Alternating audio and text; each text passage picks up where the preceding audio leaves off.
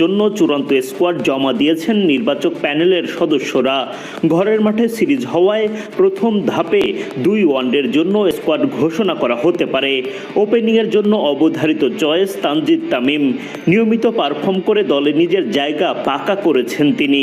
তার সঙ্গে থাকবেন সাইফ হাসানও। পারফরমেন্সের উত্থান পতন থাকলেও সাইফের উপর ভরসা রাখতে চায় ম্যানেজমেন্ট। সবশেষ ওয়ানডে সিরিজে চোটের কারণে খেলা না হলেও এবার ফিরছেন লিটন দাস। সেক্ষেত্রে কপাল পুড়তে পারে সৌম্য সরকারের।